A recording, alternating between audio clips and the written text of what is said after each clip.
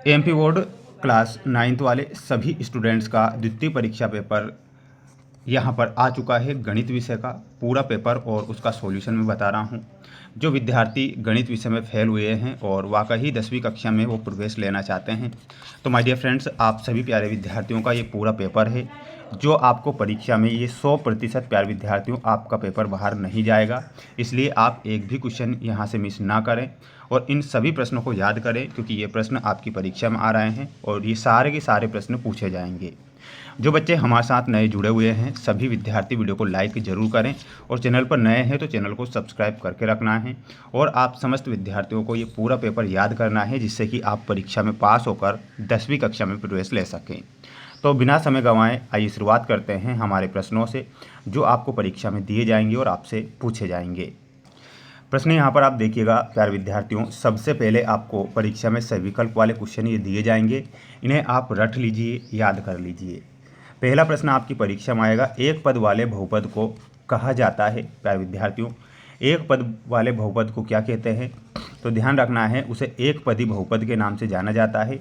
तो यहाँ पर आपको एक पदी बहुपद याद रखना है। दूसरा प्रश्न परीक्षा में आएगा, संख्या करणी 7 एक संख्या है। तो प्यारे विद्यार्थियों, ये एक अपरिमेय संख्या होती है।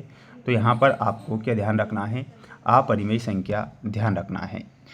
बढ़ेंगे हमारे अगले प्रश्न की ओर। प्यारे विद्यार्थियों, आपका अगला प्रश्न देखिएगा, ये रहा आपका अगला क्वेश्चन।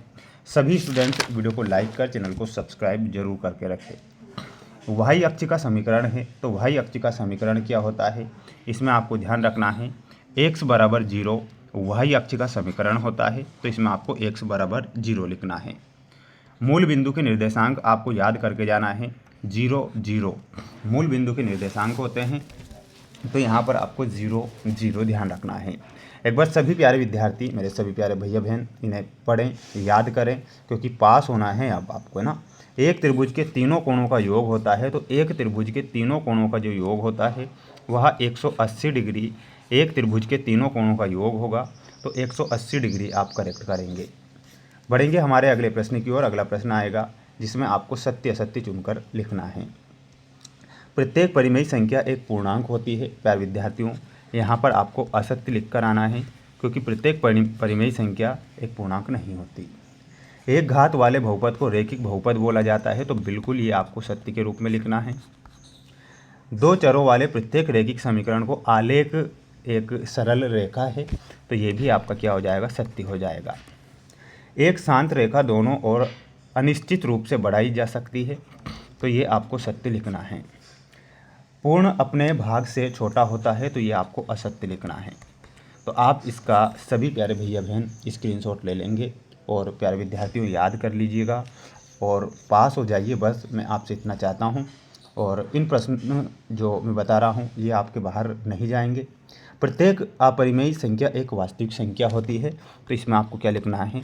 हाँ, बहुपद 5x³ plus 4x² plus 7x की घात क्या होगी? तो घात हो जाएगी प्यारे विद्यार्थियों 3। तो इसमें आपको क्या लिखना है? 3 लिखना है। क्षैतिज रेखा को x अक्ष और ऊर्ध्वाधर रेखा को y अक्ष कहा जाता है। तो यहाँ पर आपको लिखना है हाँ। बहुपद 2x plus x² plus x में x² का गुणांक लिखिए। तो x² का गुणांक कितना होगा? 1 होगा। तो इसमें आपको 1 लिखना है। समीकरण ax plus by plus c बराबर 0। तो एक सरल रेखा है। तो एक सरल रेखा याद रखना है। तो ये आपको यहाँ पर सभी प्रश्न याद करने रहेंगे। बढ़ेंगे हमारे अगले प्रश्न की ओर। अगला प्रश्न देखिएगा, ये रहा आपकी स्क्रीन के सामने, जो कि आप यहाँ पर देख सकते हैं। किसी समबाहु त्रिभुज का प्रत्येक कोण का होता है। तो किसी समबाहु त्रिभुज का प्रत्येक जो कोण होता है वह 60 डिग्री का होता है। किसी चतुर्भुज के कोणों का योग होता है तो कितना होता है? यहाँ पर आपको याद रखना है 360 डिग्री। समान त्रिज्याओं वाले वृत्त होते हैं। तो वो कैसे होते हैं? यहाँ पर आपको सर्वांग सम लिख कर आना है। क्या लिख कर आना है? सर्वांग सम लिखना है। त्रिभुज का अर्ध परिमाप है। तो त्रिभुज का अर्ध परिमाप क्या होगा?